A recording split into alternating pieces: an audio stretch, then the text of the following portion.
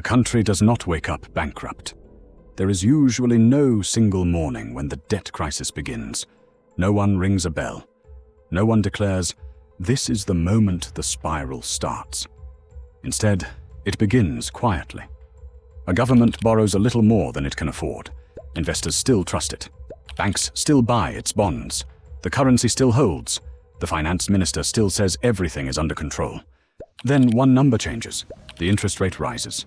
Then another number changes. The currency falls. Then investors ask a darker question. What if this country can no longer pay without borrowing even more? That is when debt stops being a number on a balance sheet. It becomes a trap. In this video, we are going through the 7 levels of a sovereign debt spiral. Not household debt, not company debt, country-level debt. The kind that can pull banks, currencies, governments, and ordinary people into the same crisis. And by the end, you will understand something most headlines miss. Countries do not collapse because they owe money. They collapse when the machine that refinances that money breaks. Level 1. Contained overhang. The first level looks strangely calm. Debt is already high. The country may owe more than its entire annual economy produces. But markets are still lending. Auctions still work. Interest costs are still manageable. This is called contained overhang. The debt is dangerous, but it is not moving fast yet. The key question is simple. Is the country's economy growing faster than the interest rate on its debt? If yes, the debt can sit there for years, even decades. It looks ugly, but it does not explode. Japan is the best example. Japan's public debt has been above 200% of GDP. That sounds impossible. But Japan has survived because most of its debt is held domestically, much of it is under domestic law, and its average interest cost has stayed extremely low. So level 1 is not about panic. It is about hidden fragility. The country looks stable because the refinancing machine still works. Old debt matures. New debt replaces it. Investors keep showing up. But the danger is slow pass-through. When old low-interest debt expires, the government must borrow again at today's rates. If those rates are higher, the average interest bill starts rising. At first, it is barely visible. Then it compounds. The trigger to the next level is a credibility shock. Maybe inflation rises. Maybe the central bank changes policy.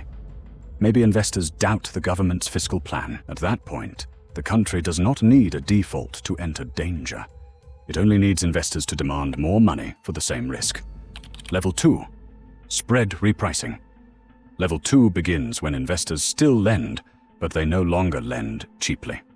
This is spread repricing. The spread is the extra interest rate investors demand compared to a safer country. When that spread widens, the market is saying, "We still believe you can pay, but now we need a bigger reward for trusting you." Italy in 2011 and 2012 shows this stage clearly. Italy had high public debt, weak growth, and large annual refinancing needs. It was not shut out of markets, but the price of borrowing started rising fast. The 10-year bond yield rose sharply. The spread over German bonds crossed dangerous levels. Foreign investors pulled back.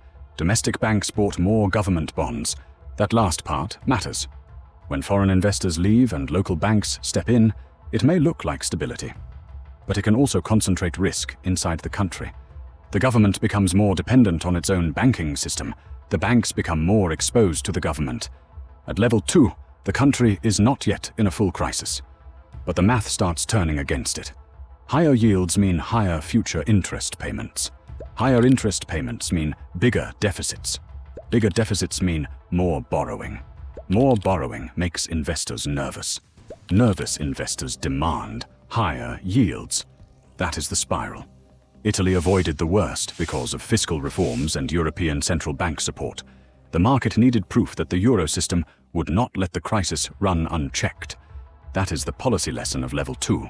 Credibility can stop the spiral before it becomes a funding crisis. But if leaders deny the warning, spread repricing becomes something worse. It becomes a rollover squeeze. Level 3. Rollover squeeze. At level 3, the question changes. It is no longer, can this country afford its debt over time? It becomes, can this country pay what is due next month? This is the rollover squeeze. Governments rarely repay debt from savings. They repay old debt by issuing new debt. That system works only if investors keep buying. When investors stop rolling over short-term debt, the country hits a wall. Mexico in 1994 is the classic example. Mexico's core problem was not a huge fiscal deficit. The danger was debt composition. The government had issued short-term debt linked to the US dollar called tesobonos. This made borrowing easier in the short run, but it created a deadly weakness. As confidence fell, investors did not want to roll the debt over. Reserves were falling. Dollar-linked obligations were rising. By late 1994, the country faced a maturity wall. The debt had become a countdown. This is the key idea of level 3. Even if a country might be solvent on paper, it can still collapse from a cash flow crisis. Imagine owing money in 6 months, but every lender says, "We might lend again, but only for 3 months, and only at a higher rate." So the maturity gets shorter, the pressure gets tighter. Every auction becomes a public test of survival. Mexico eventually stabilized after devaluation, harsh policy tightening, and a large official rescue package. But the lesson was brutal. Short-term debt can look cheap until it becomes impossible to roll over. At level 3, the spiral is no longer slow. It is calendar-driven. Level 4. Bank sovereign loop. Level 4 is where the debt crisis enters the banking system.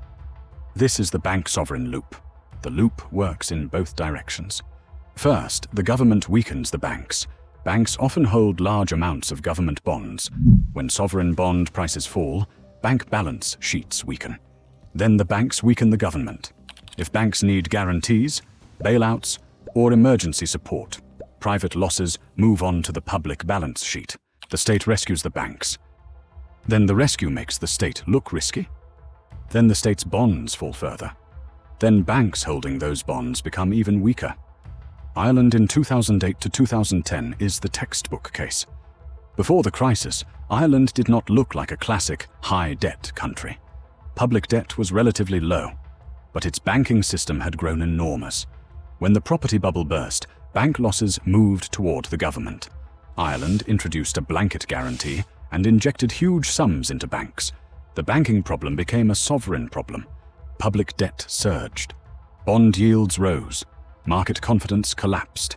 This is why level 4 is so dangerous.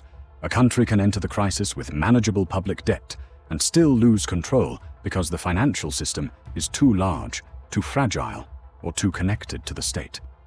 Once this loop forms, budget cuts alone do not solve the problem. The banks must be fixed. Bad loans must be recognized.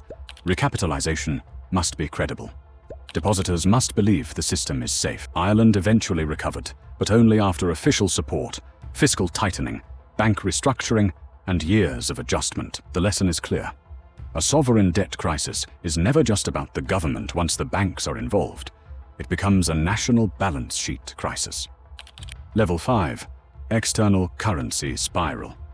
Level 5 begins when the debt problem crosses into the currency. This is the external currency spiral. Here, the country has foreign currency debt, short-term external debt, or major private sector dollar liabilities. The government may not owe all of it directly, but if the currency collapses, the whole economy feels it. Indonesia in 1997 and 1998 shows this stage with frightening clarity. Before the Asian financial crisis, Indonesia had large private foreign borrowing. Much of it was short-term. When foreign investors stopped rolling over debt, the pressure moved to the currency. The rupiah fell. And when a currency falls, foreign currency debt does not just sit there. It grows in local currency terms. A company that owes dollars but earns rupiah suddenly faces a much larger burden. Banks face losses. The government faces pressure to guarantee deposits, support banks, or restructure debt. So the currency fall worsens the debt problem. The debt problem worsens confidence. Confidence worsens the currency. That is the external spiral. In Indonesia, the crisis led to a deep economic contraction, extremely high inflation, bank restructuring, IMF support, and major political instability. This is why public debt numbers can mislead people. A country may not look deeply indebted before the currency falls, but once the exchange rate collapses, hidden dollar liabilities surface everywhere. At level 5, reserves become critical. Foreign reserves are the country's emergency oxygen. They help defend the currency, pay external obligations, and calm markets.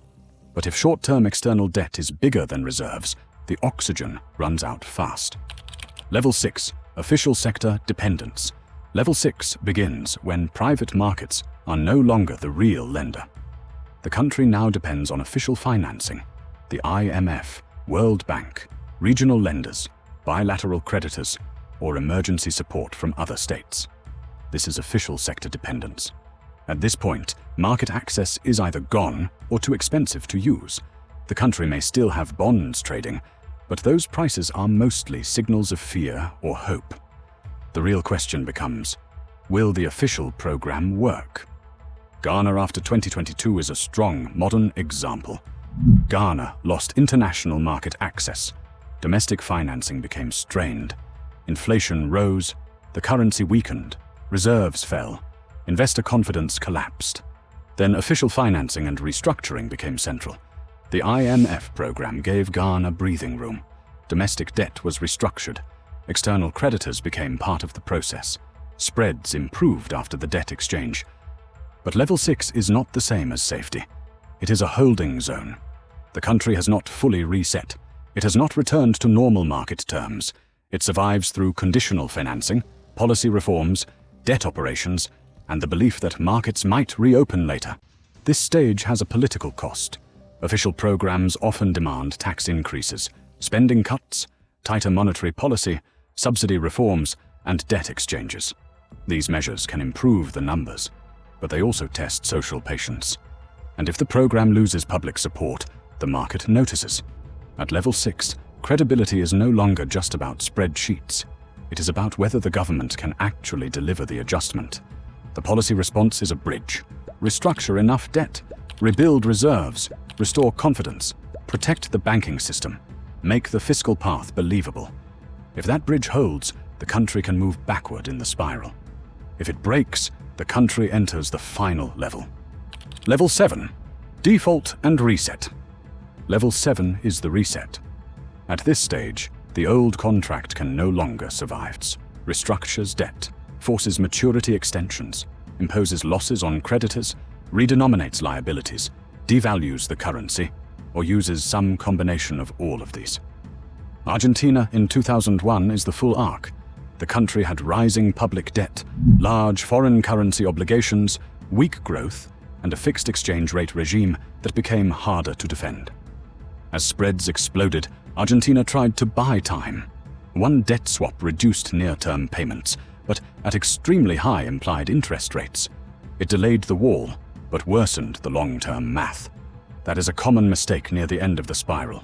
A government keeps borrowing at impossible rates because default feels politically unthinkable, but every new rescue attempt makes the final reset larger. By late 2001, Argentina's debt dynamics were no longer credible. Default followed.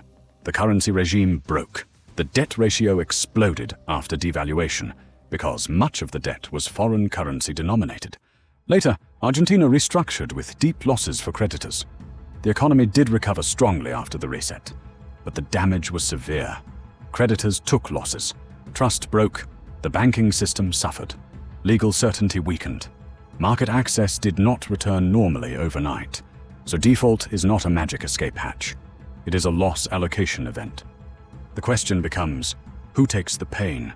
Foreign bondholders, domestic banks, pension funds, depositors, workers through inflation, citizens through austerity. That is why the final stage is so dangerous. The debt spiral ends only when the country creates a new financial reality that markets, citizens, and institutions can believe. So how countries escape the spiral? Debt spirals can be stopped, but not through denial. A country has to restore trust before markets force the decision for it. That means borrowing for productive growth, not political survival. It means keeping debt maturities long, avoiding too much foreign currency debt, protecting reserves, and making budgets that investors can believe. It also means fixing weak banks early. Because once bank losses become government losses, the debt problem spreads through the whole economy. The hardest part is timing. If leaders act early, the cure can be controlled. Slower spending, better tax collection, stronger institutions, and a credible plan to bring debt costs below growth. If they wait too long, the cure becomes painful. Emergency loans, forced austerity, debt restructuring, currency collapse, or default. That is the real lesson. A debt spiral does not begin when a country defaults. It begins when leaders confuse access to borrowing with proof of strength. As long as investors keep lending, a country can pretend the problem is manageable. But underneath, the trap may already be forming. By the time everyone sees the crisis, the most important choices were already made years earlier. If you want to understand money, power, and the forces that decide which countries rise and which collapse, subscribe to Mazuma Media.